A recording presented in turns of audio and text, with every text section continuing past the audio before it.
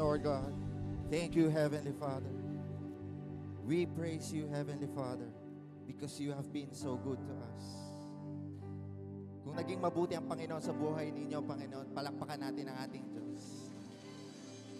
Pinupuri ka namin, aming Panginoong Jesus.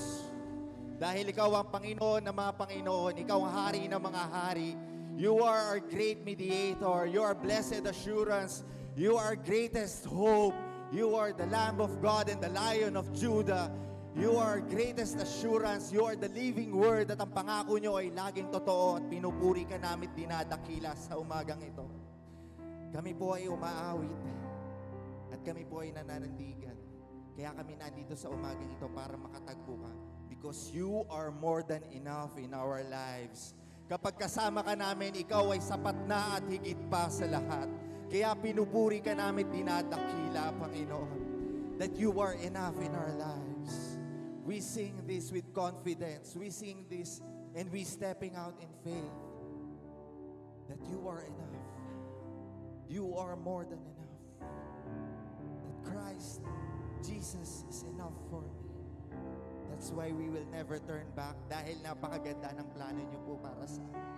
Tinatalikuran namin ang lahat na nakalipas na hindi maganda at kami humaharap sa pangako ninyo sa amin na kami ay may buhay na sagana at higit pa at kaaya-aya.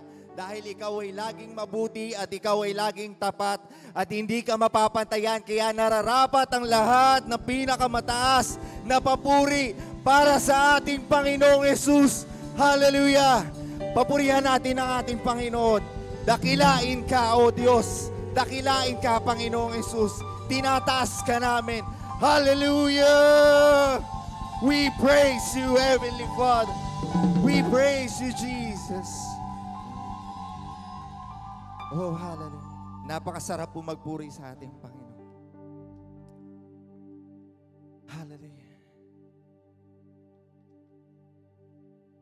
Oh, dahil sa kabutihan mo, Panginoon, kami po ay malayang nakakapagpuri at malayang nakakalapit sa inyo, Panginoon. Salamat sa lugar na ito at kami nagkakatipon-tipon. Salamat sa presensya nyo, Banal na Espiritu, at malaya po ang bawat isa. Salamat sa mga sandali nakakalimutan po namin ang sanlibutan at dahil kasama po namin ang presensya ninyo. Kaya itinataas po namin ang gawain ito. Sa matamis na pangalan ni Jesus, ang lahat po ay mananagumpay magsabi ng Amen and Amen. Amen. Makakaupo na po ang lahat. Purihin ang ating Panginoon. Napakaganda po. Magandang umaga po sa inyong lahat. Naging maganda po ba ang umaga ng bawat isa? Amen. Naging maganda po ba ang linggo ng bawat isa? Amen. Amen. At napakabuti po ng Panginoon sa buhay ng bawat isa. At maaari po lamang, maaari na po kayo umupo. At handa na po ba kayo sa mensahe ng ating Panginoon? Bago po tayo dumako sa mensahe ng ating Panginoon, nais ko lang po ipahayag ang ibang announcements natin. Dahil po naging mabuti at tapat ang ating Panginoon, sa darating po na April 27, gaganapin po natin ang 17th year anniversary po natin. 17 years of goodness and greatness of our Lord Jesus Christ. Napakabuti po na ating Panginoon. Ba 17 years ay hindi po biro. At dahil nakakapagpatuloy po tayo sa grasya at awat habag ng ating Panginoon. Kaya palakpakan po natin ang ating Panginoon. Ano ba po ang next announcement natin, Sister Aaron? Ayan, dahil po dito sa, maaari po ba makita ko po yung mga tagalang kiwa? Pwede po ba tumayo ang mga tagalang kiwa? Ay, tayo po kayo. At yan po yung mga nakasama po natin sa Bible study natin sa Langkiwa. At dahil po, alam niyo po, sa tagal ko na po nagmi-ministeryo, isa po sa kagandahan na nakikita ko sa paglago po sa ministeryo, sa tanang ng buhay ko, sa lahat po ng Bible study na pinuntahan ko, sa lahat po ng Bible study na nagamit po ako ng Panginoon, ito lang po ang Bible study na nag-aawitan pa lamang na nag-iiyakan na ang ating Panginoon. At dahil po yan sa banal na Espiritu, naniniwala po ako dahil kapag kasama natin ang Diyos, Christ is enough for us. Christ is enough for me. He is enough and more than enough that you could ever ask for. Kaya nagpapatuloy pa ang ating gawain dyan at makikita nyo po, nagsimula po kay Brother Alexis, sa kanyang sambahayan at yung kanyang manggagawa. At ngayon po, palakpakan natin ang ating Panginoon. Kasama na rin po yung mga kapitbahay at tumadalo po sa ating gawain. At kaya po, dahil po nagagamit sila, pinagpapala po ang ating kapatid na si Brother Alexis. At ay po, meron pa po ba tayong announcements, Mr. Aaron? Wala na po. At tayo po ay dadako na sa ating gawain po. Maraming salamat po. At maaari po ba tayo po ay tumayo sa ating pumbabasahin po natin?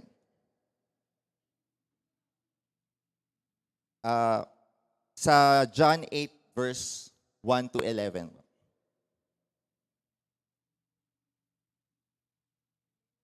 Nandun na po ba bawat isa?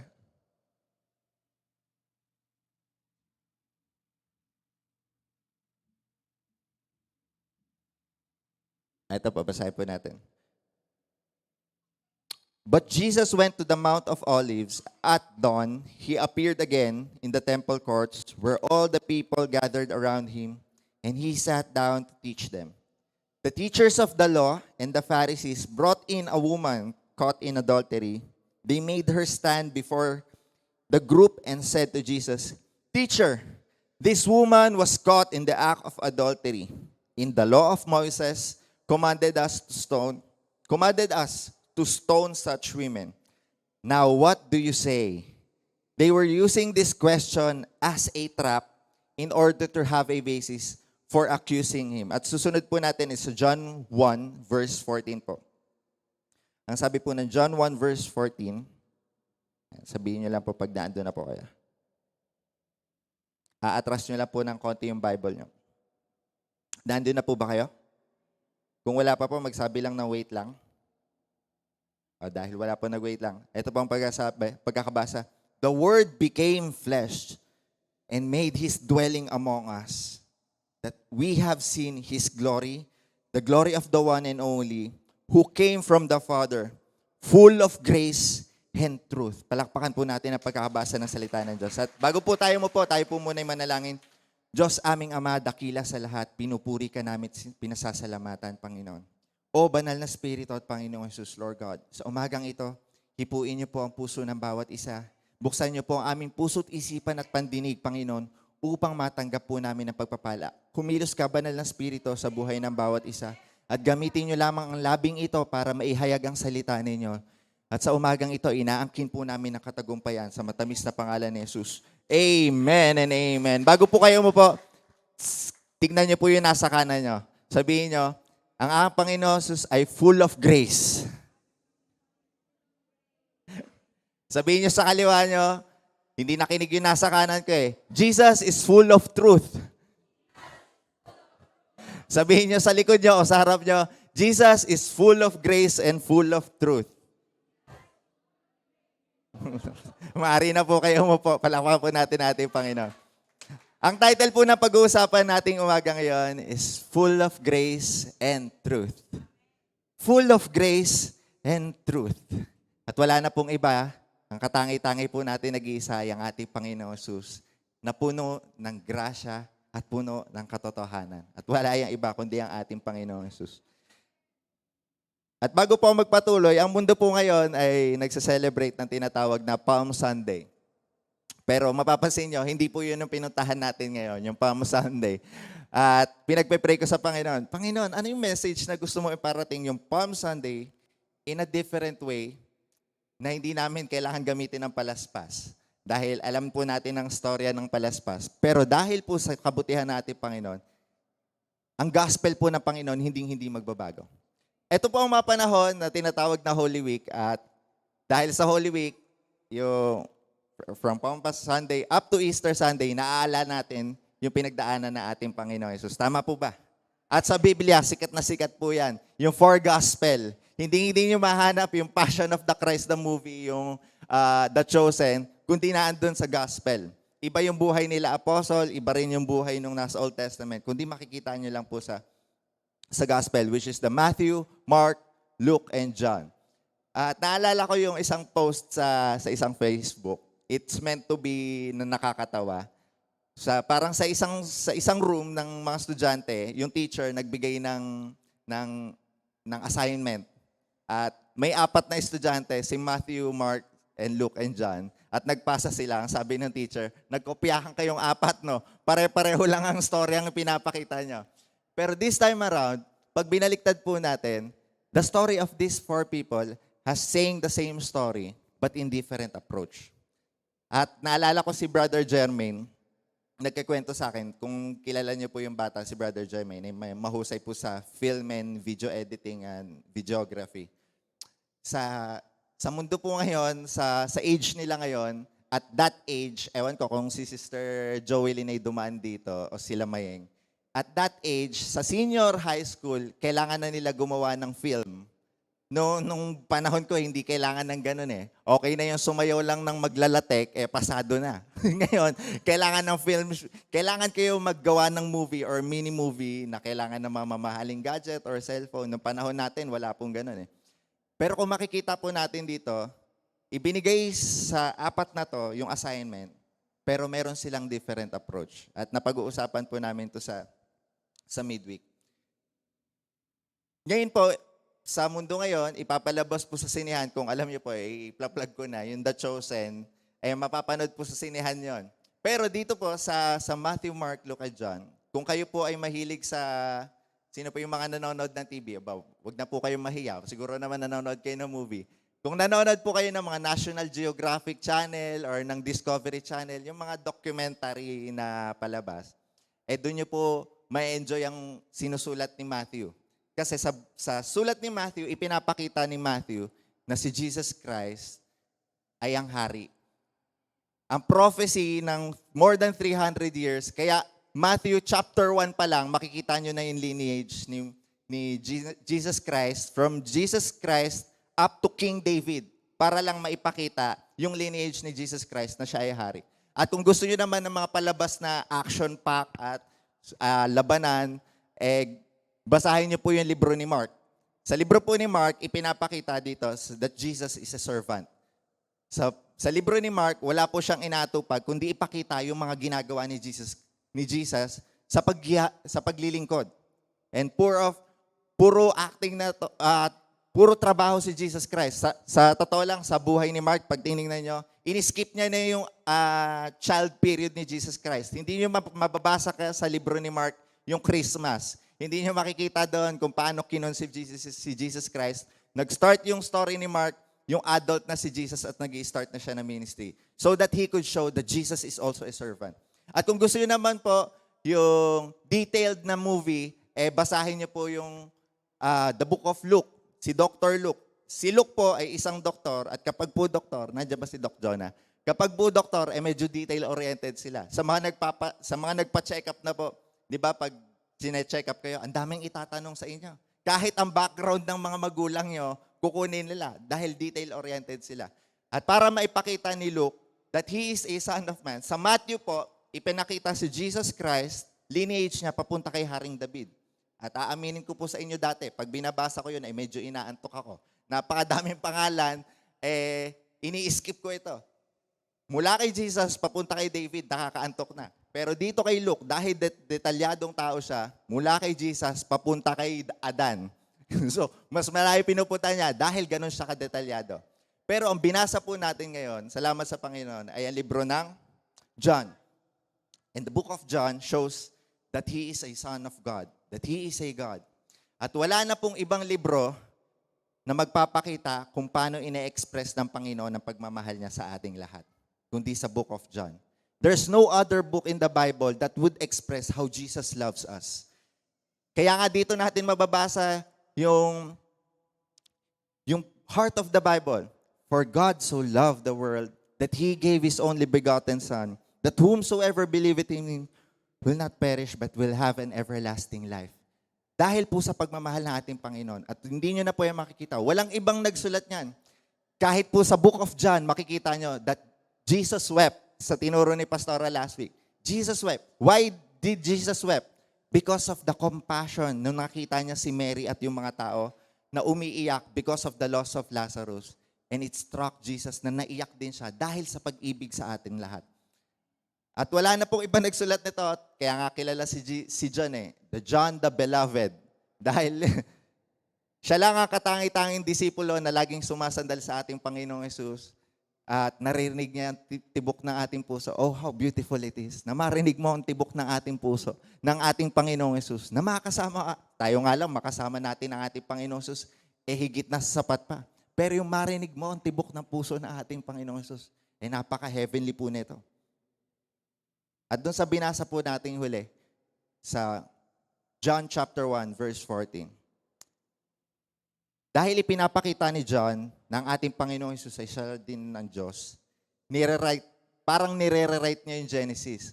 Sa Genesis 1, in the beginning, God created heaven and earth. Pero kay John, in the beginning was the Word, and the Word was God, and the Word became flesh. At dito pa makikita po natin, yung sinulat ni Moses, mas atras pa si John. Wala pa yung creation na andun na yung pinapakita ni John. At dahil ipinapakita niya na siya ay Diyos. Kaya sa binasa natin kanina, and the Word became flesh and dwelt among us. Ang salita ay naging tao at nabuhay kasama tayo. Ang salita ay naging tao at nagkatawang tao. Ang salita ay nagkatawang tao para makasama natin. And this is the gospel of God. Do you see how beautiful it is? Na ang Diyos ay nakasama natin dahil sa pagmamahal niya. At kung hindi natin siya nakasama, hindi mangyayari ang krus. Pero dahil because He became flesh, nangyari ang ginawa ng ating Panginoon para mailigtas tayong lahat, para tayo ay magtagumpay, at para tayo magkaroon ng pag-asa, at mailigtas sa kung saan man dapat tayo mapapunta. Because of His love for us. The Word became flesh. Pag po ang isang tao na ospital, para po maiparaphrase ko po ito. Kapag po isang tao na po ospital, at kunwari po, hindi lang Kristiyano, syempre, magpe-pray muna tayo sa Panginoon. Kung nagkataon lang isang tao na sa ospital, alam mo kung sasabihin nun, kailangan ko makausap ang doktor. Kailangan may mag-check sa akin. Ano po kaya mararamdaman ng taong yon kung bibigyan nyo sila ng libro ng medisina?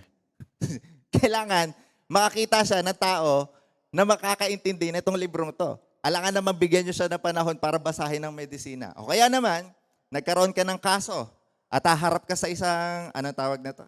Sa hearing, sa court. Ang kailangan niya, lawyer. Kung bibigyan mo siya ng libro ng penal code at kung ano mang law, malilito siya. O kaya naman, kung kailangan mo ng magagabay sa financing, maaari, pwede ka magbasa ng libro about financing, but it will take time. Ang kailangan sa'yo, magturo kung ano yung nakaintindihan sa financing. Ano pong sinasabi dito? For us to understand the Word of God, hindi lang ipinakita ng Panginoon yung libro. Ibinigay mismo ng Panginoon kung sino magpa-personify ng libro mismo. Dahil siya nakakaunawa ng buong libro. Kaya makikita po natin, when it comes to grace and truth, it is really important that Jesus is always in the middle. But the reality of our life, we are in the extremity of one side lang. Minsan, nasa grasya lang tayo, ay okay na to, kasama ang Panginoon. Kahit magkasala ako, papatawarin ako ng Panginoon. O kaya naman, gusto nyo, nandito lang kayo sa truth, which is also good. Pero minsan, pag puro katotohanan, nakakasakit din tayo dahil walang grasya ata. At iniisip ko to, sabi ko, paano ko ba ito may explain sa mga kapatid ako sakali makapis sila dito? At kanina umaga, sabi, si Sister Aren, tanong na tanong, ano, kamusta ka, gato, ganyan. At ito yung nag-i-stuck sa akin. Paano ko mapapakita yung grace and truth? Sa totoo lang, itong grace and truth is like a paradox. Ano po yung paradox? Pag tiningnan mo siya sa unang tingin, hindi contrary, magkasalungat. Pero kapag inaral mo, magkasama pala siya. Ano po parang sapatos po ninyo. One time po, may nagtanong sa akin, Brother King, anong size na sapatos mo? 44 ako.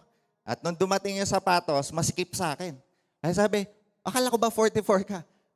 Ako nga, 44. Pinakita ko yung sapatos ko, 44. Pero nung sinuot ko, 42 and a half lang pala ako.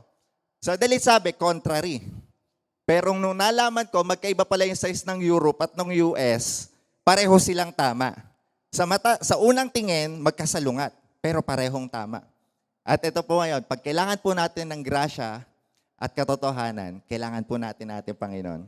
Kaninang umaga, kinakamusta ako ni Sister Aren, ito po yung nagre-rema sa akin. Panginoon, tulungan niyo ako, paano ko ito papakita?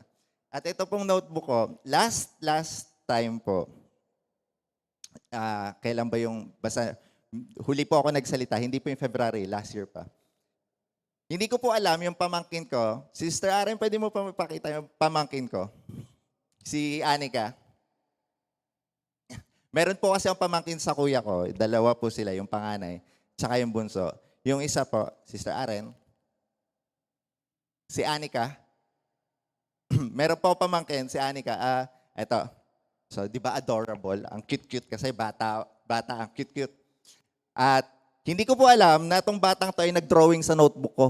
At ito po yung drawing. Ipakita mo si Sister Aren yung drawing. Ayan po ang drawing. Kung makikita niyo yung drawing niya, Lakers, tapos LeBron James. At ang sabi ng bata, ang cute-cute po ng bata eh. Sabi, Tito King, nag-drawing ako sa notebook mo. Ang galing ko, no? Nagtatawanan kayo. Ngayon, kung kailangan nyo ng katotohanan, kung ako po tatanungin, sa hindi po nakakalam, mahilig din po ako mag-drawing, hindi ko alam masasabihin sa pamangkin ko. Dahil kung sasabihin ko ang katotohanan, masasaktan ang pamangkin ko. At kung kilala nyo siguro sa LeBron James, I think we would all agree, medyo malayo ito.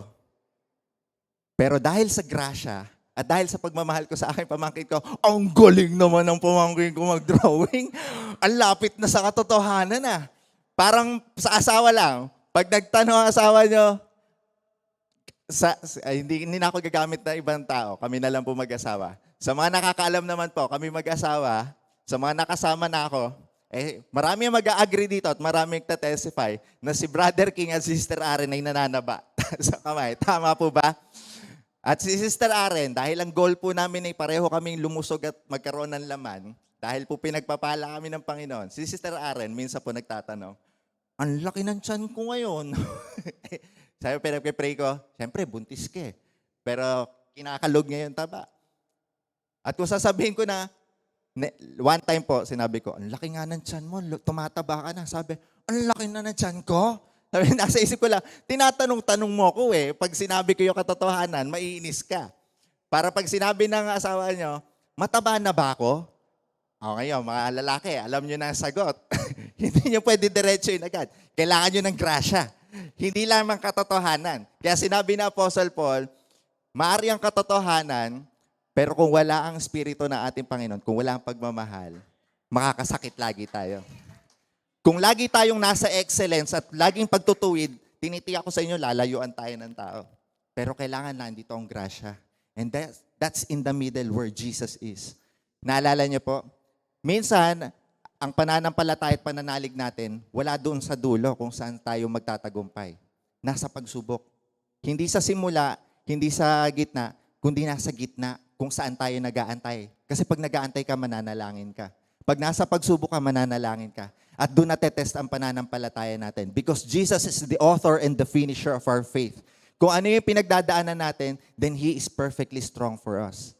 Ang importante, lagi tayo nananalig sa ating Panginoon. May palakpakan po natin ang ating Panginoon. Tala, babalik ko lang po yung notes ko. Ayun po. So, ito na po.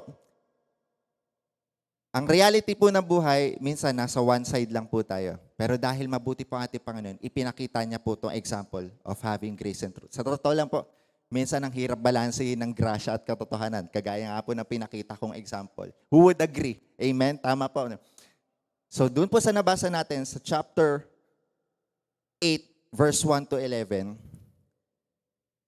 sa pagmiministeryo ko, ngayon ko lang to na-appreciate. Si Jesus Christ, nagpunta sa Mount of Olives at nagpunta siya sa templo ng ating Panginoon. He went to the temple. Sa panahon natin, he went to the church para magministeryo. Pero dumating ang mga pariseyo at bitbit ang isang babae na nagkasala, isang prostitute. She is caught in adultery. Sabi ng Panginoon, ng mga pariseyo, Panginoon Jesus, sabi sa batas ng Moses, sabi sa law, ang nahuli sa pangangalo niya ay kailangan batuhin. At alam po natin ang storya. Sa ending nito, spoiler alert, sinabi natin Panginoon, kung sino ang walang sala, siyang bumato. At nag-aalisan sila. Pero na-appreciate ko to ngayon. Kasi po, kahapon po sa Langkiwa, habang nagba-Bible study kami at nag-fellowship, meron pong batang nadapa. At aminin ko po sa inyo, kapag minsan po nagsasalita ka at umaandar na yung sasakyan, biglang may nadadapa, biglang may umiiyak, medyo, tawag na to, medyo nai-interrupt. Pero si Jesus Christ, ilang beses sa ministry niya, He was always interrupted. Naalala niyo po, nagmi-ministeryo siya, bumukas yung buong bubong para lang ibaba yung pinapagaling nila. Even nung nagmi-ministeryo siya, nandiyan si Bartimeo at sumisigaw, Panginoong Jesus, kailangan kita. Sa lahat ng ministeryo niya, laging may interruption. Why? Because sa panahon po natin ngayon, kung titignan po natin, ako po, aminin ko po sa inyo, bilang totoo na tao lang, pag may pumasok po dyan at nangyari, kagaya dito, may pumasok. Eto, Brother King, nahuli namin, nakangalo niya, sabi sa batas, kailangan nating batuhin. Pastora, take over na po. Hindi ko po alam magagawin dito. At baka maaari ba sa inyo? Aba, maganda-gandang makikita natin ngayon. May hinarap dito ng makasalanan. Tingnan natin kung anong gagawin natin. Kung nabasa niyo po kanina sa last verse, verse 11 po, Sister Aaron. Verse 10. Jesus stood up and said, sorry po, verse 6.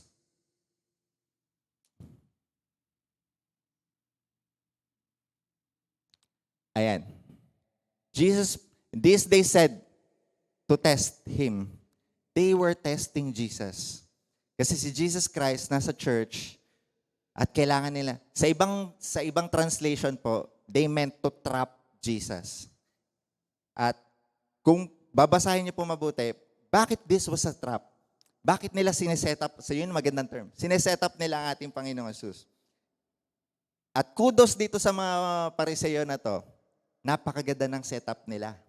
Kasi narinig nila si Jesus Christ, nagturo before, I did not come here to abolish the law.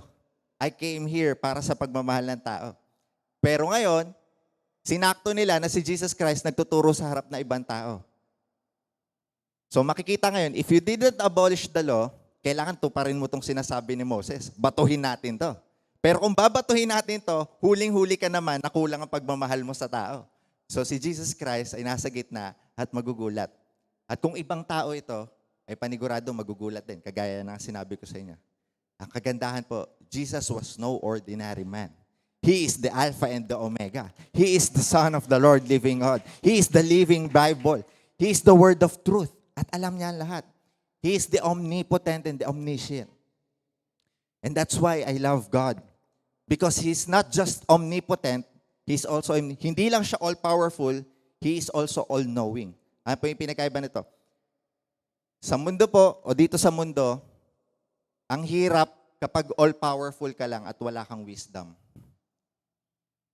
Hindi sapat na makapangyarihan ka lang. Kailangan mo pa rin ng katalinuhan. At kaya ngayong May 2025, I'm praying na yung mga iluluklok na ating bayan ay hindi lang makapangyarihan, kundi kailangan ng katalinuhan na magbubuhat sa ating Panginoon. Dahil you could be powerful, but you could be destructive if you do not have the wisdom. Kaya ang ating si Haring Solomon, anong una niyang hiniling? Wisdom. Because with proper wisdom, you can manage your power. If you have wealth, you can manage it properly. If you have troubles, you can manage it properly. We need wisdom. Kaya ang aking Panginoon, na ipagkakatiwala ko sa ating Panginoong Hesus at sa ating Panginoong Diyos ang buhay ko. Dahil alam niya ang ginagawa niya sa buhay ko. And this is a good news for us. Kung may pinagdadaanan kayo, alam ng Diyos ang plano niya. Kung may nangyayari sa pamilya niyo, alam ng Diyos ang ginagawa niya. Alam ng Diyos ang ginagawa niya sa buhay niyo at sa buhay ng bawat isa. Kailangan lang po natin kumalma. Kailangan natin lumuhod at manalangin sa ating Panginoon. At yakapin ang pinapangako niya sa atin. Na tuwing tayo may pinagdadaanan, kasama lagi natin ang ating Panginoon. At ito po, kagaya po na sinabi ko, etong mga Pariseo, alam nilang batas. Kaya nga po sila Pariseo eh. Alam nilang batas, but they have forgotten one thing. You can know the Bible, but if you forgot the author, that's a different thing. You can know the Bible, but you cannot just know the author. Importante na kilala mo ang ating Panginoon. At makikita po natin dito, at alam natin lahat, ang Pariseo, alam nila ang batas. Pero nasa harapan na nila ang Panginoon, hindi pa nila pinapansin ang ating Panginoong Hesus. Para saan ang batas kung hindi mo nakikita ang Panginoon sa buhay ng bawat isa? Kaya you could know the Bible, pero kung wala ang banal na spirito, you're just having information. When you have the Spirit, you must have a transformation. Ang salita ng Diyos ay hindi lang para sa impormasyon ng bawat isa. Ang salita ng Diyos ay para sa transformation ng bawat isa because the Bible is the living proof that God is changing us from glory to glory so that we could glorify our Lord in heaven. Na magamit tayo ng ating Panginoon para mabigyan ng kadakilaan ng ating Panginoon. Ibabalik natin sa lahat. Yun ang pinakasimple. Magbibigay tayo ng kadakilaan sa ating Panginoon. Kaya tayo nalikha because we are called to worship our Lord living God.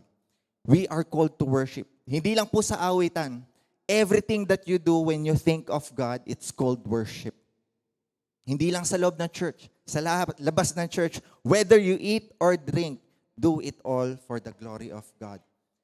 Kapag tayo naglilingkod sa mga boss natin, sa employer natin, hindi ka lang nagtatrabaho para sa kanila. Think of it as you are doing it for the glory of God. Kapag kumakain ka, Panginoon, kailangan kong kumain. Hindi dahil kailangan kong maging masiba. Kailangan kong maging malusog para magamit ninyo ako. Panginoon, hindi ako nagiging maluho sa pagkain, pero naniniwala ko, gagamitin nyo itong nutrients na to para maging kalakasan at maihayag ko ang salita ng Diyos. Panginoon, hindi ako naglilingkuran sa tao. Kailangan kong maging excellent dito sa trabahong ito. Hindi siya ang boss ko, ikaw pa rin ang boss ko. Dahil pag nakita niya na excellent ako, makikita ang testimony ng buhay ko na ikaw ang Panginoon ko. Panginoon, gagalingan ko sa school ko dahil pag nakita ng mga tao, nakakaiba ko, may pagmamalaki kita. Ikaw pa rin ang madadakila sa buhay ko. And that's why we have to live not only for the Bible, we have to live knowing Jesus Christ in our life. We have to live living with the Spirit dahil yan ang ipinangako sa atin ng ating Panginoon. Aalis siya dito sa mundo at iiwan ng banal na Espiritu. At napakadaling lapitan ng banal na Espiritu. Hindi nyo kailangan ng internet, hindi nyo kailangan ng load, hindi nyo kailangan ng cellphone. Ang kailangan nyo lang pumikit, lumuhod at manalangin. Well, in fact, kahit nga nakadilat kayo, basta sa isip nyo, kausap nyo ating Panginoon, dinidinig kayo ng ating Panginoong Jesus. At napakaganda at napakabuting balita dahil ang Diyos ay laging naririnig ang lahat ng tumatawag sa Kanya. Amen po ba? At ito po, makikita natin nag-set up po yung mga Pariseo. Dahil nga po, Jesus was no ordinary person. Meron pong isang senaryo dito, kagaya nito, si Jesus nagtuturo at merong nag-interrupt at merong nagsigaw ng tama. Quote ko lang po, yung sinasabi po ng Pariseo, kung mapapansin nyo, hindi po ito mali. Kasi ito yung nakasulat sa batas ni Moses. Tama ito. At pupunta po tayo sa Acts chapter 16, verse 16 to 19. Maaari niyo po ba buksan ang Bible niyo? Kung hindi naman po, nandito po sa screen. Ito po, si Apostle Paul po, nagtuturo po sa isang, ganito din po, kagaya ni Jesus Christ. As we were going to the place of prayer, we were met by a slave girl who had a spirit of divination. Sa Tagalog po, merong isa pong babae na marunong manghula. May espiritu ng panghuhula. And brought her owners much gain by fortune telling. So yung babaeng ito, manghuhula, binili ng mga tao para pagkakitaan ng mga businessman. Verse 70, she followed Paul and us crying out, These men are the servants of Most High God who proclaim to you the way of... Yun lang po yung feeling ko, boses ng babae. Yung babae sumisigaw, These men are the servants of the Most High God who proclaim to you the way of salvation. So again po, itong babaeng to, may espiritu ng panghuhula, pero tama yung sinasagot niya. Verse 18, and this she kept doing for many days. Ilang araw daw po? Narami. 3 araw lang ba? Hindi natin masasabi. Kung madami. Having become greatly annoyed, turned and said, having become greatly annoyed, si Apostle Paul po mismo na-annoy, nainis po. Having become greatly annoyed, turned and said to the spirit, I command you in the name of Jesus Christ to come out of her, and it came out that very hour. Ano po ang story dito? Kanina po, doon sa story natin kay Jesus Christ, nagmi-ministeryo si Jesus Christ. At pumasok yung mga Pariseo, dala-dala ang katotohanan na ang babaeng ito ay nagkasala at yung batas ng Moses. At ngayon, pupunta tayo, after death na, si Apostle Paul also had the same situation. Nagtuturo siya at mayroong isang babae na may espiritu ng panghuhula at sumisigaw, "These men are the servants of the Most High God who proclaim you the salvation."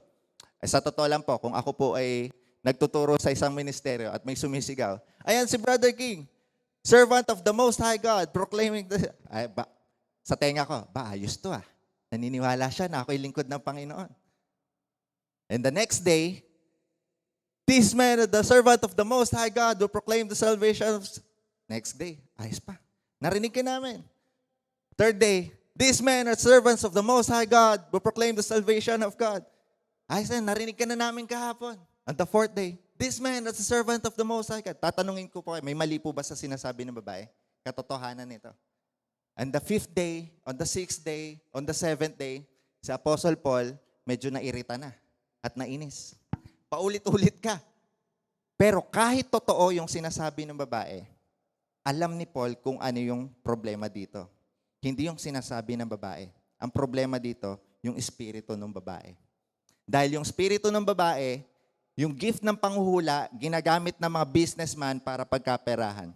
At that moment, si Apostle Paul tumalikod, hindi niya kinorek yung babae. Ang sinabi niya lang, yung espiritu, lumayas ka sa katawan na to. At right at that moment, nakalaya yung babae. And after that, yung pag binasa niyo po ulit yan, "But when her owners saw that their hope was gain was gone, they seized Paul and Silas and dragged them into the marketplace before the rulers." Sa madalit sabi, yung babae na nakalaya at pinagaling, sa tingin ko, sa mata ng mga tao dito, kapag merong babae dito na may sakit, nakalaya at gumaling, panigurado, magha-hallelujah tayo dito, magpapalakpakan. Mabuti ang Panginoon, hallelujah. Pero yung kabilang side, mga businessman, na bad trip sila. Pinagaling mo to, ngayon wala kaming pagkakakitaan. Nakakainis. Saan kami kukuha ng pera ngayon? At ito po ang maganda. They are all seeing the same thing, but different reaction. Pare-pareho ang nakikita nila, pero magkakaibang interpretation nila. That's why we need Jesus in our life. Ngayon, babalik po tayo dito sa John chapter 8. Si Jesus mismo was at the same thing. Ang mga Pariseo, tama yung sinasabi, walang mali sa sinasabi, ito ang batas. Pero dahil nahuli na si Jesus Christ, kumbaga sa panahon ngayon, mas mahirap ngayon. Yung sasabihin ko ngayon, pag ni-replay nyo sa YouTube, pwede nyo sabihin, ito yung sinabi mo na nakaraan, wala ka nang ligtas dito. Sa panahon nila dati, kahit wala pang YouTube, nakabase sa pangako ng integrity at credibility ni Jesus Christ. And because Jesus was no ordinary man, He know exactly what He did. Makita niyo po si Jesus Christ. Kahit totoo yung sinasabi ng isang tao, hindi siya agad nag-react. Siya muna ay tumahimik at nanalangin. Dahil ang gusto ng kaaway sa buhay natin, ibalik sa inyo kung ano yung pagkakamali nyo. Guguluhin niya ang pamilya nyo so that you would always react. Guguluhin niya yung finances nyo that He could gain a reaction from you. Pero si Jesus Christ, hindi siya agad nagre-react sa emosyon niya. Kasi kung babalik rin natin ang sitwasyon at si Jesus mismo nagre-react, bakit ba dinala nyo yan dito? Kung hindi naman kayo naniniwala sa akin, dinala nyo yan dito. That's reaction. Pero si Jesus Christ, He doesn't easily react. The difference was, He responds. Nagre-respond siya. Kapag reaction, hindi nyo po napapansin, nagre-react ka na nagre-react, nagpapataasan na kayo ng energy. Hindi mo napapansin, nagiging re-enactment na lang siya. Yung action na napunta sa iyo, nire-react mo, nagbabalikan lang kayo. But when you have the Spirit of God, lagi kang kakalma at luluhod. At makikita po natin si Jesus Christ dito. Nandito ang isang babae, ito ang katotohanan. Ano ngayon ang gagawin mo? At si Jesus Christ, ano pong ginawa? Ito po magandang move ni Jesus Christ. Minsan po ginagamit ko to. Kapag nandyan na at hinihingian ka ng reaction, ito ang magandang gagawin nyo. Talikod lang kayo saglit. Kasi if you're gonna meet it right in person, magagamit nyo yung sarili nyong flesh. But you, when you pray to God at mananahimik kayo at kakalma kayo at hihingi ng gabay ng banal na spirito, you will have the wisdom to confront every problem in your life. At maging kagaya tayo na Jesus. You could always just, pwede namang katotohanan lang, magre-react ka. Ito ang gagawin natin. At nakabase ka sa emosyon mo. Dahil yun ang katotohanan. But when you have grace, kailangan mo laging kakalma. Hindi lagi na makakasakit ka. Hindi mo napapansin, pag nag-aaway kayo, wala namang mananalo sa debate ninyo. Kailangan kakalma kayo pareho para pareho kayo magre-resolve kung ano man ang problema sa buhay ninyo. At yun po ang nais lagi ng Panginoon sa atin. Ang pag-iibigan po, sige pa, palakpakan po natin Panginoon. At imagine niyo po, napaka-importante po na alam natin ang difference ng reaction to pagiging responder. From being a reactor into a responder. Imagine, nung kahapon po yata, o nung isang araw, imagine niyo po, I think sa Pure Gold po, may nagkaroon po ng sunog. At rinig ko yung ambulance. Wow! Ang ingay. Akala ko nasa loob ng Progressive eh. At yung kapitbahay namin, sino na tumawag na ambulansya? Kailangan makapunta na. Ganto ganyan. At nagre-react na yung kapitbahay namin. Well, in fact, ang layo naman doon sa amin, pero nagre-react siya. Na-imagine ko tuloy, what if nasa 911, di ba ang 911 is your general responses. Nakita ko si Ninong Noel, si Papa Noel. Dahil wala si Ninong Ber. Imagine niyo ang mga pulis, dapat lagi silang kalmado kahit anong sitwasyon ang iharap sa kanila. Hindi sila pwede easily mag-react. Kung kayo ay tatawag sa 911 at magre-ring ang telepono, hello, ano pong kailangan niyo? Yung anak ko, ganyan. Tapos yung sasagot sa inyo, nag-react din, ano nangyari sa anak mo? Sa anak mo? Abay, pareho kayo magkakagulo. Pareho kayo mauubos ang oras at hindi kayo magkakaroon ng resolba. Pero kung ikaw ay kasama mo ang banal na spirito, you have the love, joy, peace, long-suffering. Hello, 911? Sige po, nawawala anak nyo. Saan nyo po huling nakita? Saan po natin pwede hanapin? Saan po kaya siya pwede magpunta? And that was Jesus is teaching us. Sa lahat ng pagkakataon, huwag po kayo mag-alala. Pagkasama niyo ang Panginoon, kakalma lang kayo at gagawa ng solusyon ng ating Panginoon. Kaya kahit totoo ang sasabihin sa iyo ng tao, ito na ang last na sinabi ng doktor, maaring totoo yan. Pero may grasya pa rin ang ating Panginoon that He can supersede what the doctor has said. Kung ano man ang sinabi na hindi ka tanggap sa trabahong ito, the Lord will have grace to supersede. Kahit sabihin ng mundo na hindi ka graduate ng high school, pwede ka pa rin bigyan ng trabaho ng ibang tao pag gagamitin ng ating Panginoon. Dahil nandyan ang grasya ng ating Panginoon. Sa isang side, ito ay totoo, pero sa katotohanan pa rin ng Panginoon ay lagi tayong tagumpay. Sa katotohanan ng ating Panginoon ay maraming gagawin ng ating Panginoon. That God will always make a way when we call out to God. If you abide in me and I abide in you, ask whatever it is at ibibigay sa atin ng ating Panginoon. Kailangan lagi tayong tumatawag sa ating Panginoon. At ito po, so when Jesus responded, tumalikod siya. Anong ginawa niya? Lumuhod siya. At sa tana po ng buhay ko sa pagiging Christian, no one will ever know kung anong sinulat na ating Panginoong Jesus. Maybe pag umakyat tayo sa langit, yun ang isa kong itatanong sa ating Panginoon. Panginoon Jesus, ano po sinulat niyo doon sa lupa? Marami magsasabi, sinulat niya yung 2 commandments, love the Lord your God. At nung nabasa ng mga Pariseo, nga, love the Lord your God. At kahit ano pong pag-isipan natin, wala pong makakaalam niyan. Pero ang maganda po nito, ano po yung tinuturo ng Panginoon? What He did, the actions that Jesus did right at that moment. He knelt down and prayed. Tingnan niyo pa, may isang babae, makasalanan, dinala sa ating Panginoon. At ang ating Panginoon lumuhod at hinawakan at nagsulat sa lupa. Ulitin ko lang po. May makasalanan, ang ating Panginoon bumaba at hinawakan ng lupa at nagsulat. Alam niyo sa sitwasyon na to, tayo po yung makasalanan dito sa sitwasyon na to. Dahil po sa kasalanan natin, ang katotohanan, for the wages of sin is death. And all have fallen short for the glory of God. Lahat po tayo iniharap sa ating Panginoon. But Jesus came down and touched the earth and right, dahil sa akin, lahat kayo ay maliligtas. Maaring totoo ito, pero makakagawa pa rin ako ng paraan. Dahil ako ang Diyos na may alam ng lahat sa lahat. Kahit totoo ito ang batas. I may fulfill the law, pero importante pa rin ang pag-ibig ko. Kasi kung i-abolish ko, kung hahayaan ko na batuhin ito, they will kill the girl. And kung naman i-abolish ko yung law, mawawala yung credibility ko. Pero dahil siya ay Diyos, napakaganda ng ginawa niya. At kagaya po na sinabi natin kanina, tinetest nila si Jesus.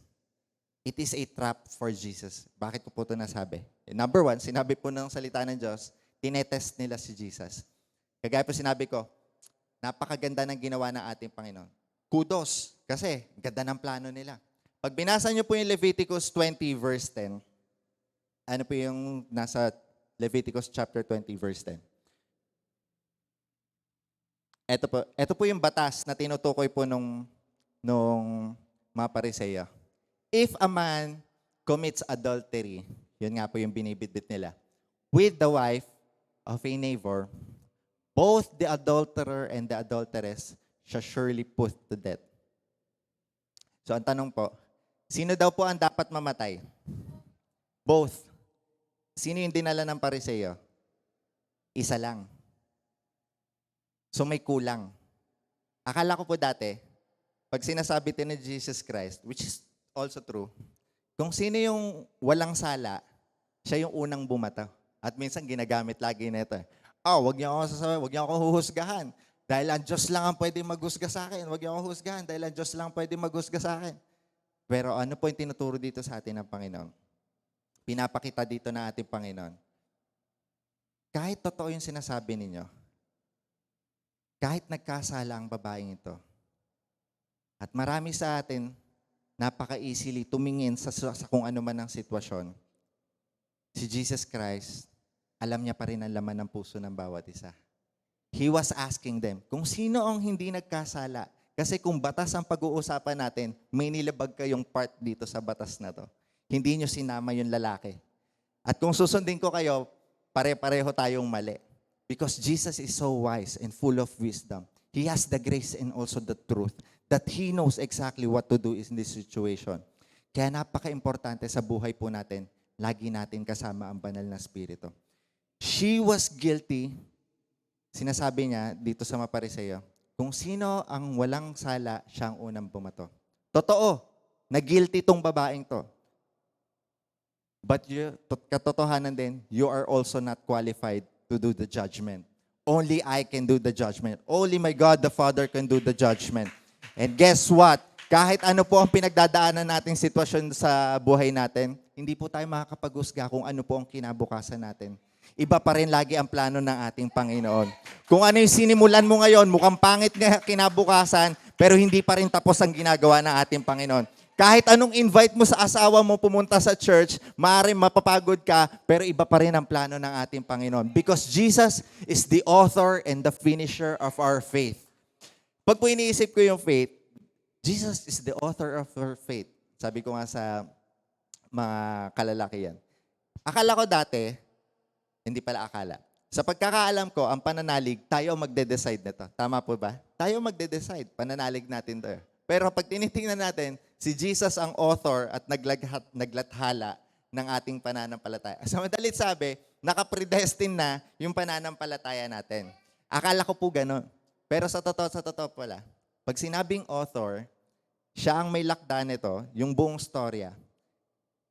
Inaalaw niya yung mga pangit na circumstances sa buhay natin kung saan wala na tayong ibang aasahan at wala tayong ibang gagawin kundi lumuhod at tumawag sa ating Panginoon. At kapag tayo nagtagumpay, marirenew yung pananampalataya natin sa ating Panginoon because He's the author and the perfecter of our faith. Ginagamit niya yung mga circumstances sa buhay natin kaya huwag kayong mag-alala. This is a good news for us. Kahit ano po ang dumaan sa buhay natin, when Jesus is the author of faith, we are always in the good hands of God. We are always safe and we will always give glory to God because magagamit ang buhay natin para ipagmalaki ang kabutihan ng Panginoon sa buhay ng bawat isa. At ito po, si Jesus Christ, nakaluhod. At ito yung mga Pariseyo. Parang paraphrasing na lang. Okay, niluluhod-luhod na to. Hindi sinasagot yung tanong natin. Ano pong gagawin natin? Ito yung batas, ito yung katotohanan. And si Jesus, dahil nga responder siya, hindi lang siya nagre-react. Tumayo siya. At sinabi niya, kung sino ang walang kasalanan, siya ang unang bumato. At kunti-kunti na nag-aalisan yung mga tao. Pero one beautiful thing about this story, tinanong niya yung babae, nasaan na yung mga nagko-condemn sa'yo? Bakit kaya kailangan tanungin pa ni Jesus Christ, di ba? Parang kung ako po ngayon, mag-aalisan po kayo, kunwari kami ni Pastora, naiwan dito, at nag-aalisan sila.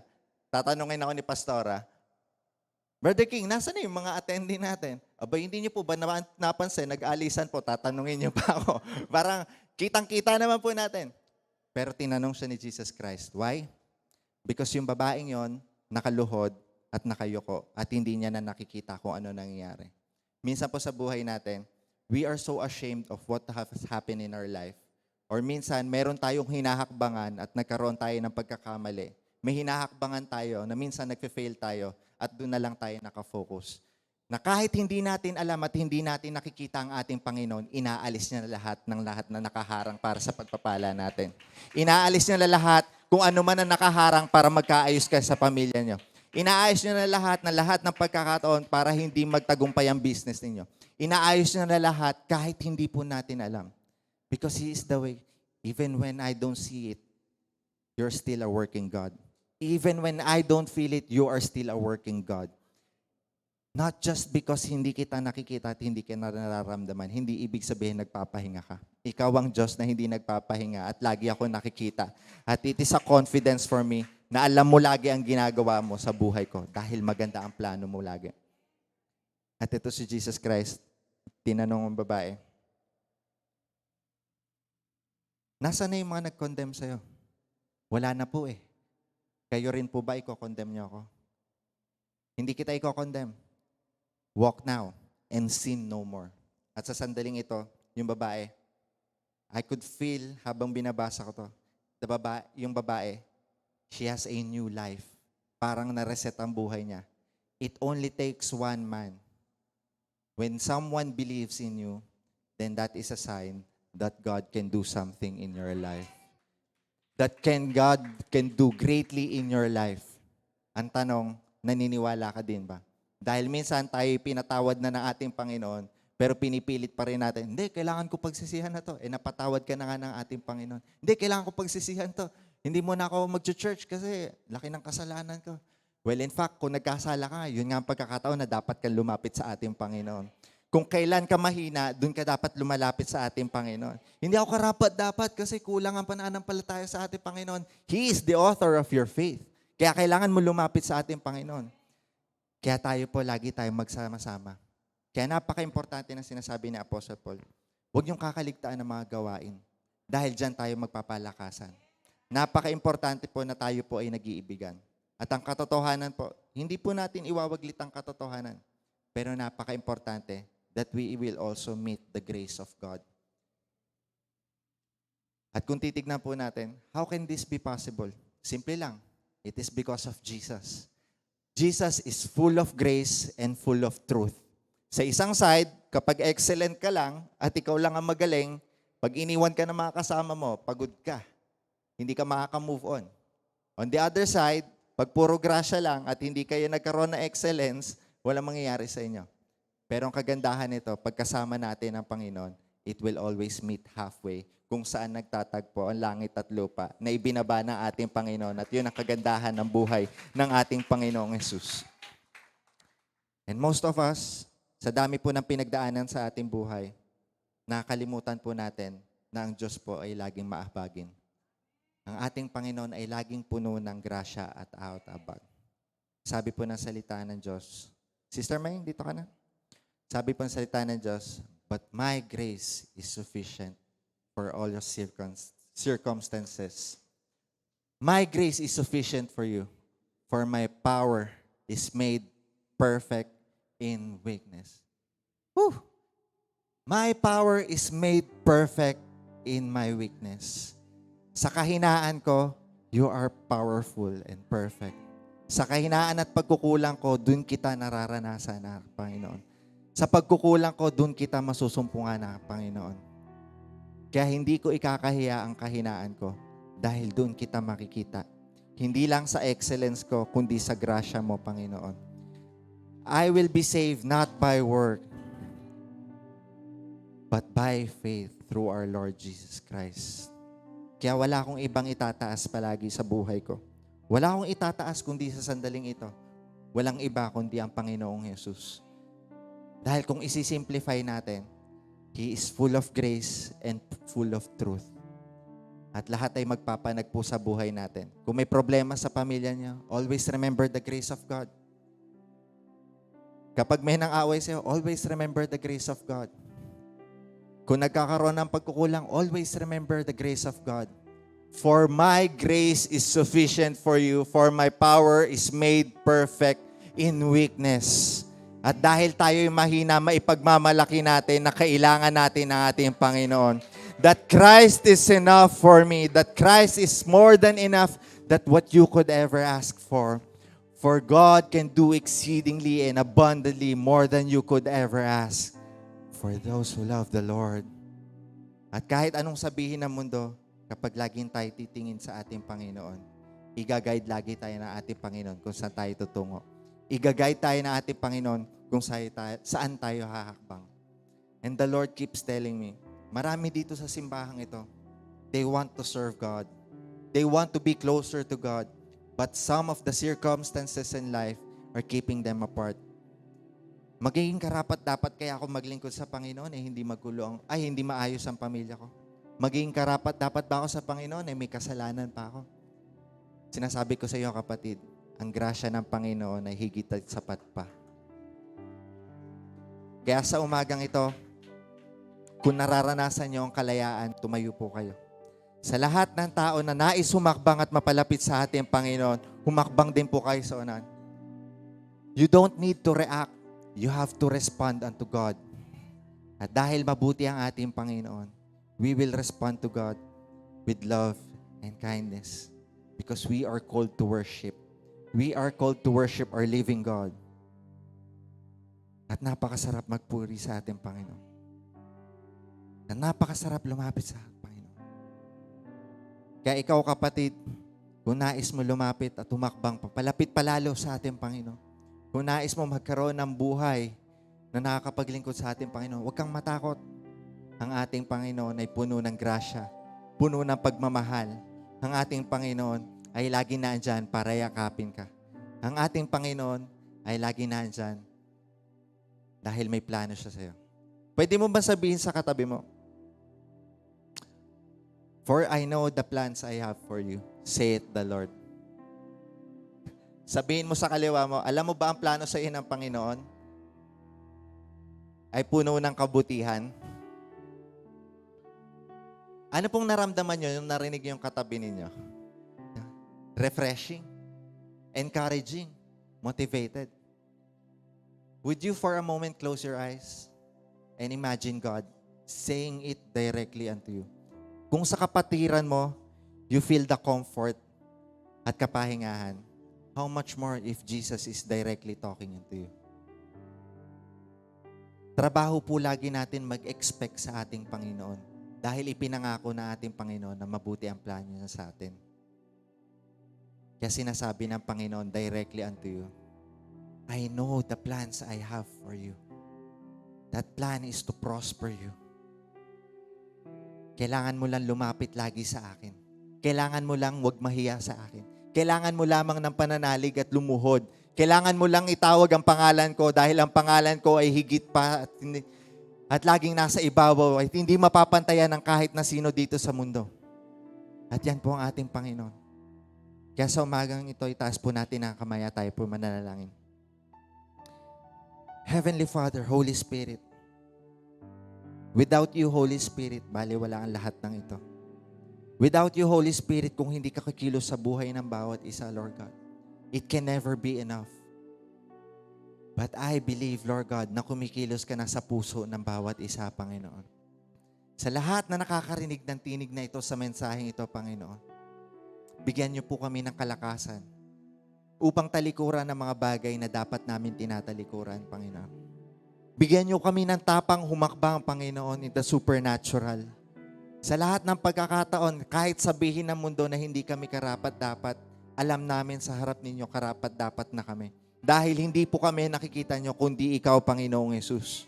At yun po ang binigay nyo sa buhay ng Kalbaryo na ipinagkaloob nyo dito sa krus. And we are confident na makakalapit kami sa Panginoon. Sa umagang ito, Panginoon, let not this be for just an information, but everyone be transformed. I pray in the name of Jesus sa bawat sambahayan ng taga-biyaya ng Diyos ay magkakaroon ng kapayapaan. Sa bawat marriage na hindi nagkakasundo ay magkakaroon ng pag-ibig sa kalagitnaan ninyo, Panginoon. Sa bawat business na hindi nagtatagumpay, ito po ay magtatagumpay, ito po ay aasenso, Lord God. Sa lahat ng trabaho na pangarap nila ma-promote, Panginoon, sa pangalan ni Jesus, Lord God, that you have given them the wisdom kung paano mangyayari ito, Lord God. Kung ano man po ang plano ninyo sa bawat isa, Panginoon, ikaw ang magkakaloob na to, Panginoon, sa vision nila, Lord God, at bigyan nyo sila ng tapang upang humakbang. Bigyan nyo ng kalakasan, Panginoon, na sila ay lumapit lalo sa inyo, Lord God. At mangyayari ang lahat ng ito. Mangyayari ang lahat ng ito. Because you are the God that will never fail. You are the God that all your promises are all yes and amen. At wala na pong iba.